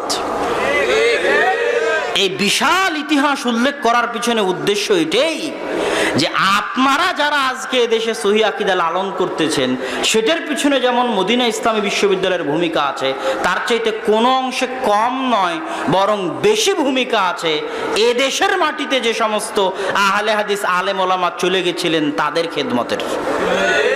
এই জন্য তাদের খেদমতকে আমি 3 ভাগে বা 4 ভাগে ভাগ করি। ভারত উপমহাদেশের আহলে হাদিস আলেমদের খেদমতকে, এক, ভারত উপমহাদেশের আহলে হাদিস আলেমদের ইলমি খেদমত, যেটা কিছুটা দেখলেন, আরো আছে বলে শেষ করতে পারবো না। তাফসির ইবনে কাসির প্রথম উর্দুতে অনুবাদ করেছে কে? আহলে হাদিস আলেম মাওলানা মোহাম্মদ জুনাগড়ি। ইলামুল মুওয়াক্কিন প্রথম উর্দুতে অনুবাদ করেছে কে? মাওলানা মোহাম্মদ জুনাগড়ি। সব কুতুবে সিত্তা উর্দুতে অনুবাদ করেছে সর্বপ্রথম কে? আহলে হাদিস আলেম মাওলানা ওয়াহিদুজ্জামান হায়দ্রাবাদী। এই দেশের মাটিতে শুধু ইলম প্রচারে আহলে হাদিসদের অবদান আছে সীমাহীন ও অপরিসীম। দ্বিতীয় অবদান হচ্ছে জিহাদে, দেশ স্বাধীনতায়। 1947 সালের দেশ স্বাধীনতায় আহলুল হাদিসদের অবদানের প্রথম সিঁড়ি আব্দুল আজিজ মুহাদ্দিস দেহলভী এবং শাহ ইসমাইল শহীদ। মাওলানা শাহ ইসমাইল শহীদ 25,000 হাদিসের হাফেজ। তার লেখা বই তাকবিয়াতুল ঈমান, যার আরবি অনুবাদ হয়েছে কিতাবুর রিসালাহ। এই রিসালাতুত তাওহীদ, যার আরবি অনুবাদ হয়েছে রিসালাতুত তাওহীদ নামে, তাকবিয়াতুল ঈমান নামে, সেই যুগে ভারতের মাটিতে বসে শিরক বেদাতের বিরুদ্ধে এত কঠিন, এত ভয়াবহ বই লিখতে পারে, এটা কল্পনা করা সম্ভব নয়। আপনি মনে করেছেন শিরক বেদাত মনে হয় আজকে জানলাম, শিরক বিদাত মনে হয় আজ কিতাবুত তাওহীদ পড়ে জানলাম। শিরক বিদাতের উপর বই কঠোরভাবে লিখে গেছে এদেশেরই আলেম ওলামা। শাহ ইসমাইল শহীদ তাকবিয়াতুল ইমান তাকলিদের বিরুদ্ধে লিখে গেছেন, রাফুল এদাইনের উপর লিখে গেছেন। তিনি দীর্ঘ 5 বছর ভারতের কোনা কোনা ইঞ্চি ইঞ্চি চষে বেরিয়েছেন শিরক এবং বিদাতের বিরুদ্ধে মানুষকে দাওয়াত দিতে। তারপরে তিনি জিহাদের ঘোষণা দিয়েছেন। বাংলাদেশ থেকেও বহু মুজাহিদ তার জন্য জিহাদ করার জন্য গেছে।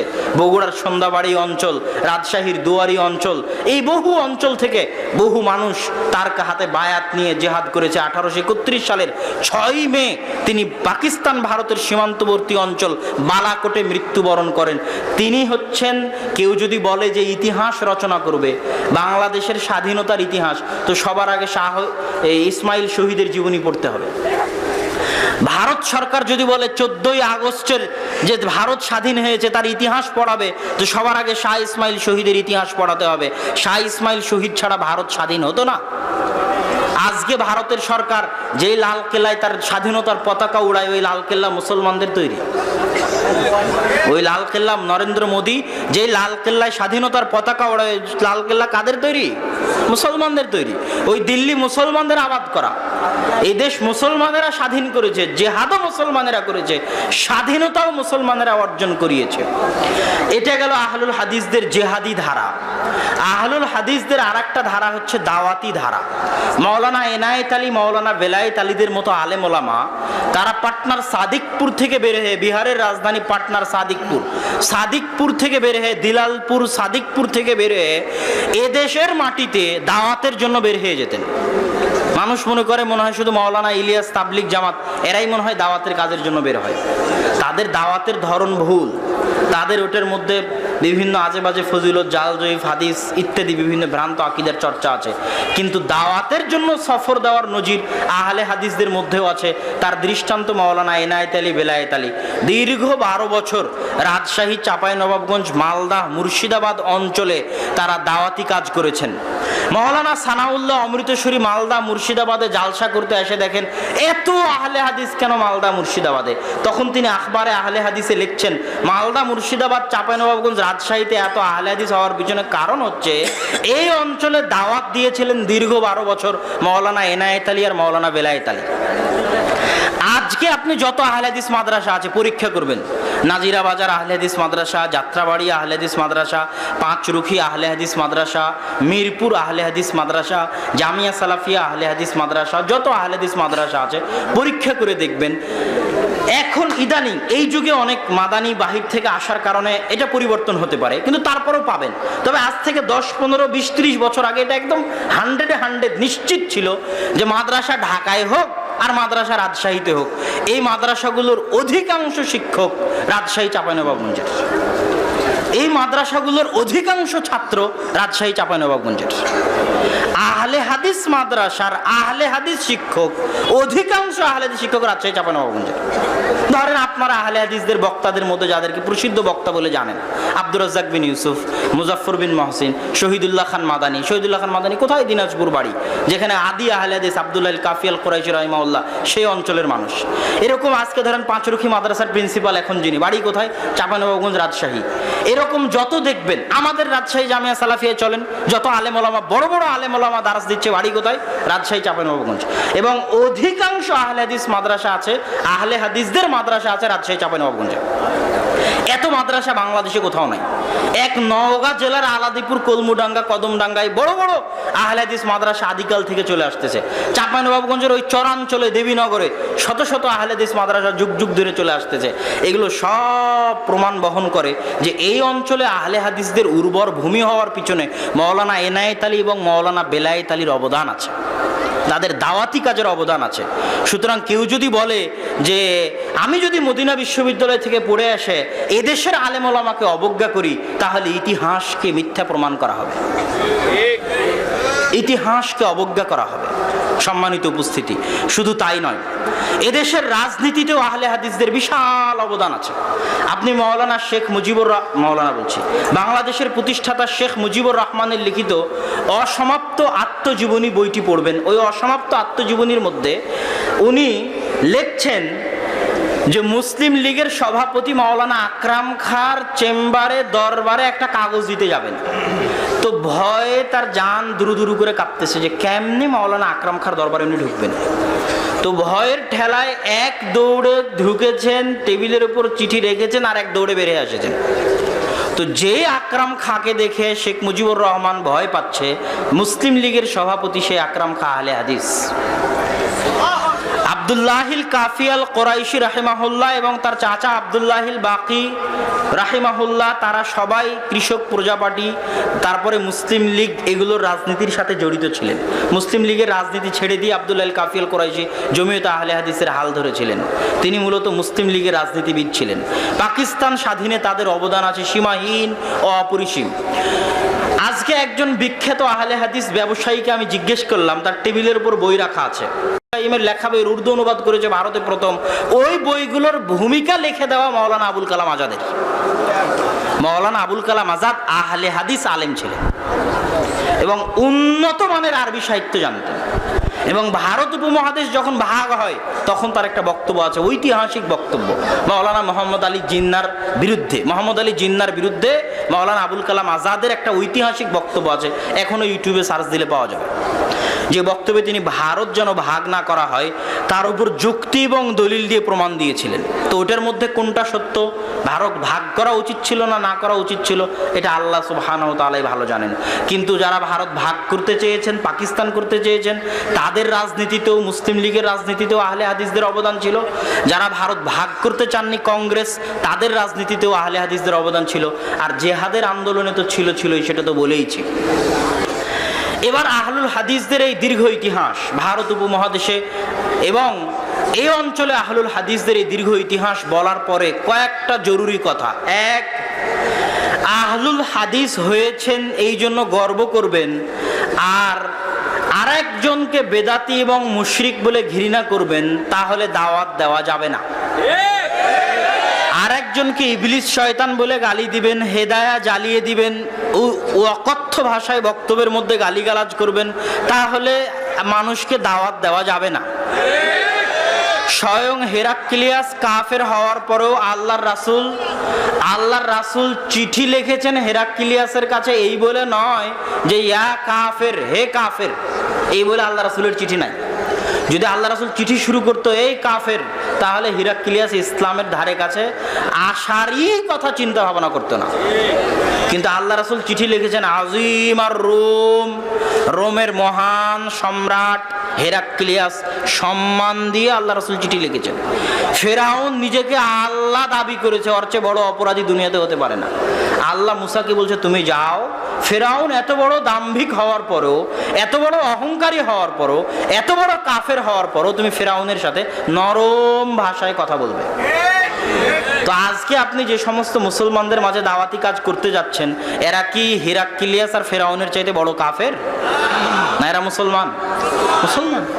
তাহলে ওদের সাথে যদি আপনি খারাপ ব্যবহার করেন, বলেন এই তুই বেদাতি, তুই মুশরিক, ওই হিন্দু জান্নাতে চলে গেলেও হানাফিরা জান্নাতে যাবে না, এই জাতীয় যদি গালিগালাজমূলক বাক্য ব্যবহার করেন আর সবসময় বেদাতি মুশরিক শব্দ ব্যবহার করেন, আর কাকে কিভাবে বেদাতি বলা যায়, কাকে কিভাবে মুশরিক বলা যায়, আর অমুকের জন্য দোয়া করা যাবে না, অমুককে গালিগালাজ করতে হবে, অমুকের মৃত্যুতে আনন্দ প্রকাশ করতে হবে, এগুলো যদি করা শুরু করেন তাহলে দাওয়াত দেওয়া যাবে না। দাওয়াতের মাঠে মারা যাবে, দাওয়াতের মাঠে মারা যাবে। সম্মানিত উপস্থিতি, তারপরের মন্তব্য, আহলুল হাদিসদেরকে দলীয় সংকীর্ণতা, সাংগঠনিক সংকীর্ণতার ঊর্ধ্বে উঠে দাওয়াতি কাজ করতে হবে। কেননা আল হিজব আস সালাফি, আল মানহাজ আস সালাফির মধ্যে পার্থক্য আছে। আল জামাতবদ্ধ থাকতে বলেছেন আল্লাহ রাসূল। আল্লাহ রাসূলের গুরুত্বপূর্ণ নির্দেশ যে তোমরা জামাতবদ্ধ থাকো। আমরুকুম বিখামসিন, আমি তোমাদেরকে 5টি বিষয়ের আদেশ করছি, তার মধ্যে একটা জরুরি আদেশ, জামাতবদ্ধ থাকো। যে জামাত থেকে দূরে চলে যাবে, মাতা মাইতাতান জাহিলিয়া, তার মৃত্যু হবে জাহিলিয়াতের মৃত্যু। যে জামাত থেকে 1 বিঘত পরিমাণ দূরে চলে যাবে, তার কাঁধ থেকে ইসলাম খুলে পড়ে যাবে। আল্লাহ রাসূল বলছেন মুসলমানের রক্ত 1 একজন আর একজনের উপর হারাম, তবে তিনজন মুসলমানের রক্ত হালাল। এক, যে আর এক মুসলমানকে হত্যা করেছে, যে বিবাহিত অবস্থায় জেনা করেছে। তিন, যে জামাত থেকে বের হয়ে গেছে, ওকে হত্যা করা যাবে। মুফারিকুল জামাআহ। এখন জামাত ইসলামেরও বই আছে জামাতবদ্ধ জীবনযাপন, তাবলিগ জামাতেরও বই আছে জামাতবদ্ধ জীবনযাপন। এবং জামাত ইসলামে যদি আমি যোগ দিই জামাতবদ্ধ জীবনযাপন মনে করে, আর জামাত ইসলাম থেকে যদি বের হয়ে আসি, তো আমাকে কি হত্যা করা যাবে? আমাকে যদি হত্যা করা না যায়, তাহলে জামাত ইসলামের সাথে থাকা জামাতবদ্ধ জীবনযাপন নয়। এবং জামাত ইসলাম জামাতবদ্ধ জীবনযাপন বই লিখে যত হাদিসকে তাদের সাথে থাকাকে জামাতবদ্ধ জীবনযাপন বলতে চেয়েছে, তারা সেই বইয়ে তত হাদিসের উপর জুলুম করেছে এবং বিকৃতি করেছে। এবং মাওলানা সাদ কান্ধলভি আজকের যুগে তাবলিগ জামাতের আমির মাওলানা সাদ কান্ধলভি, আমিরের নামে যত হাদিস আছে সব হাদিসকে নিজের শানে লাগিয়ে দিয়েছে। যখন দেওবন্দীদের সাথে গন্ডগোল লেগে গেল দারুল উলুম দেওবন্দের সাথে, যেটা আপনারা সবাই জানেন, তখন মাওলানা সাদ কান্ধলভি বই লেখা শুরু করলো আমিরের আনুগত্য এবং জামাতবদ্ধ জীবনযাপন। সেই বই মাওলানা সাদ কান্ধলভির যারা অনুসারী তাদের মধ্যে বিতরণ করতে লাগলো। তো উনি বুঝাতে চাইলেন তাবলিগ জামাতের সাথে থাকা আর আমার আনুগত্য করাই আল্লাহ রাসূলের ওই হাদিস যে আমিরের আনুগত্য করতে হবে, এটা হলো সেই আনুগত্য। আর আমার তাবলিগ জামাতের সাথে থাকা আল্লাহ রাসূলের ওই হাদিস জামাতবদ্ধ থাকতে হবে, এটা হলো সেই জামাতবদ্ধ থাকা। তো এখন যদি আমি তাবলিগ জামাত ছেড়ে দিই আর মাওলানা সাদ কান্ধলভির অনুগত্য না করি, তার আমিরত্ব না মানি, তাহলে কি আমাকে হত্যা করা যাবে? যদি না যায়, তাহলে মাওলানা সাদ কান্ধলভি হাদিসগুলোর উপর জুলুম করেছে, এটাই ঠিক। আপনি পড়ে দেখতে পারেন তাদের বই, মাওলানা সাদ কান্ধলভির এবং তাদের এই তাবলিগ জামাতের বর্তমান যে গন্ডগোল হলো, এই গন্ডগোলের প্রেক্ষিতে জামাতবদ্ধ জীবনযাপন এবং আমিরের আনুগত্যের উপর যে বইগুলো লেখা হয়েছে। আমার দারুল উলুম দেওবন্দের উস্তাদ মাওলানা মুফতি ইউসুফ তাওয়ালি, কেন আমি দারুল উলুম দেওবন্দে গিয়েই বুঝেছিলাম যে তাবলিগ জামাতের সাথে দারুল উলুম দেওবন্দের দূরত্ব আছে, এটা আগেই বুঝেছিলাম গন্ডগোলের আগে। কিন্তু এত গভীর দূরত্ব আছে এটা আমি আঁচ করতে পারি। কিভাবে আঁচ করতাম? মাওলানা আরশাদ মাদানী ক্লাসে আসলেই যেই ছাত্ররা তাবলিগ জামাতের জন্য চিল্লায় বের হয়, ওদেরকে খুব কঠিনভাবে ধোলাই করতেন। এইভাবে ধোলাই করতেন, আবে तू खाता है मदरसा का, रहता है मदरसा में, तुझे फ्री में मदरसा खिलाता है और चिल्ला लगाता है तबलीग जमात का। তুই খাস দারুল উলুম দেওবন্দে, দারুল উলুম দেওবন্দ তোকে খাওয়ায়, দারুল উলুম দেওবন্দে থাকিস, তোকে পড়ার জন্য খাওয়ানো হয়, পড়ার জন্য তোকে এখানে রাখা হয়, আর তুই পড়া বাদ দিয়ে চিল্লা লাগাস। তারপর উনি বলতেন কিয়ামত কে ময়দান মে তেরি ঠোকাই হোগি, কিয়ামতের মাঠে অন্যায়ের কারণে তোর উপর আল্লাহ শাস্তি আরোপ হবে, কেন এটা আমানতের খেয়ানত। মাওলানা আরশাদ মাদানী আমাদের ক্লাসে আরেকটা কথা বলতেন যে শোনো, আজ থেকে 20-30 বছর আগে বড় বড় দেওবন্দি আলেম ছিল, মাওলানা আনোয়ার শাহ কাশ্মীরি, মাহমুদুল হাসান দেওবন্দি, আদের বড় বড় আলেম ছিল। কিন্তু এখন এরকম বড় মাপের আলেম কেন তৈরি হয় না জানো? উনি বলতেন, तो बोलते अब इस तरह के बड़े आलिम इसलिए पैदा नहीं होता है कि तालिबे इल्म हमारे जो बच्चे हैं दारुल उलूम देवबंद के, ये फरागत के बाद 1 साल का चिल्ला लगाता है और 1 साल के चिल्ले में पूरा जहल मुरक्कब बन के वापस आता है। যে দারুল উলুম দেওবন্দ থেকে দাওরায়ে হাদিস শেষ করার পর আগে আমাদের উস্তাদরা কি করতো? কোনো মাদ্রাসায় গিয়ে পড়াতো, নিজে বাড়িতে বই পুস্তক মোতালা করতো। আর এখনকার ছাত্ররা কি করে? দাওরা শেষ করার পর 1 বছরের চিল্লা লাগায়, আর 1 বছরের চিল্লাতে আজীবন যা পড়েছিল সব ভুলে জাহেল মোরাক্কাব হয়ে ফিরে আসে। এটা দারুল উলুম দেওবন্দের এখনো উনি টিচার এবং জমিয়ত উলামায়ে হিন্দের আমির, আমি ওনার ছাত্র, এবং ওনার পোতা মাওলানা আলী মাদানী আমার ক্লাসমেট। তো এটা কোথায় থেকে আসলো? তাবলিগ জামাতের সাথে দারুল উলুম দেওবন্দের দূরত্ব তখন আজ করেছিলাম। তো তখন একজন টিচার ছিল মুফতি ইউসুফ তাওয়ালি, তো উনি এই জামাতবদ্ধ জীবন যাপনের উপর মাওলানা সাদ কান্ধলভি আর আমিরের আনুগত্যের উপর মাওলানা সাদ কান্ধলভির বক্তব্যের খুব কঠিন ও কড়া ভাষায় রদ করতেন। ওনার ভাষাটা আমি নকল করতেছি, মাওলানা মুফতি ইউসুফ তাওয়ালির নিকট আমি হেদায়া পড়েছি। উনি কিভাবে রদ করতেন, কিভাবে নকল করতেন? উনি বলতেন, अबे अमीर तो वो होता है जो किसी के ऊपर इस्लाम के जो क़िसास के अहकाम है ये कायम कर सकता है। अगर मैंने चोरी किया तो मेरा हाथ कट सकता है, वो अमीर है। अगर मैंने ज़िना किया तो मुझे रजम कर सकता है, वो अमीर है। अबे तू मुझे रजम भी नहीं कर सकता, हाथ भी नहीं कट सकता, तू काहे का अमीर है बे? तू शायख है, तू मौलाना है, तू मुफ्ती है, तू काजी है, तू अल्लामा है, तू दाई है, लेकिन अमीर नहीं है। বললো আমির সেই যে আমি চুরি করলে আমার হাত কাটতে পারবে, আমির সেই যে আমি জেনা করলে আমাকে রজম করতে পারবে, আমির সেই যে আমি অপরাধ করলে আমাকে জেলে দিতে পারবে, কিন্তু যে আমার হাত কাটতে পারবে না, আমার উপর কিসাস বাস্তবায়ন করতে পারবে না, আমাকে জেলে দিতে পারবে না, সে আলেম হতে পারে, আল্লামা হতে পারে, মুফতি হতে পারে, শায়েখ হতে পারে, মৌলানা হতে পারে, শাইখুল হাদিস হতে পারে, সবকিছু হতে পারে, কিন্তু আমির হতে পারে না। এটা মুফতি ইউসুফ তাওয়ালির মন্তব্য আমি নকল করতেছি। উনি তাবলিগ জামাতের আমির নামে যে মৌলানা সাদ কান্দলবি আছে তার বিরুদ্ধে উনি এই বক্তব্য দিচ্ছিলেন দারুল উলুম দেওবন্দের ক্লাসে, যখন আমরা তার নিকটে হেদায়ে পড়ি তখনকার কথা। তো এই আলোচনা থেকে আমি যেটা স্পষ্ট করতে চাচ্ছি সেটা হচ্ছে জামাতবদ্ধ জীবনযাপনের নামে আহলে হাদিসদের মধ্যে যেন বিভেদ তৈরি করার চেষ্টা না করা হয়। জামাতবদ্ধ জীবনযাপন আসলে কোনটা? জামাতবদ্ধ জীবনযাপনের দুইটা ব্যাখ্যা আমি আমার বহু বক্তব্যে দিই। তার মধ্যে একটা ব্যাখ্যা আমি নিজে বুঝেছি, কিন্তু আমি নিজে বুঝার পরেও দেখেছি মাওলানা আব্দুল্লাহ জাহাঙ্গীর রাহেমাহুল্লাহ এই ব্যাখ্যাই বুঝেছেন। তো আল্লাহ সুবহানাহু ওয়া তাআলাকে তাকে জাযায়ে খায়ের দান করুক যে তিনি এই ব্যাখ্যা বুঝতে পেরেছেন। আর আমি আল্লাহর শুকরিয়া আদায় করি যে কারো অনুসরণ ছাড়াই আমি নিজে নিজেই এই ব্যাখ্যা বুঝতে পেরেছিলাম, এই জন্য আল্লাহর শুকরিয়া আদায় করি। আলহামদুলিল্লাহ, আল্লাহ যেন আমার জ্ঞানে বরকত দান করে, আল্লাহুম্মা আমিন। আপনাদের নিকটে দোয়া চাই, দোয়ার দরখাস্ত। তো জামাতবদ্ধ জীবনযাপন বলতে দুটো জিনিস বুঝায়। এক, আবু বকর রাদিয়াল্লাহু তাআলা আনহু বললেন যারা যাকাত দিবে না ওদের বিরুদ্ধে যুদ্ধ করব, লা নুকাতিলান্নাহুম। ওমর রাদিয়াল্লাহু তাআলা আনহু বলছে যে আশহাদু আল্লা ইলাহা ইল্লাল্লাহ ওয়া আশহাদু আন্না মুহাম্মাদার রাসূলুল্লাহ বলেছে, তাকে আপনি কেমনে হত্যা করবেন? ও তো মুসলমান, ওর রক্ত তো হারাম। তখন আবু বকর রাদিয়াল্লাহু তাআলা আনহু বলছেন, শোনো ওমর, লাউ মানাউনি কালানি ওয়াদুনা ইলা রাসূলিল্লাহ, আমি তো ওদের বিরুদ্ধে যুদ্ধ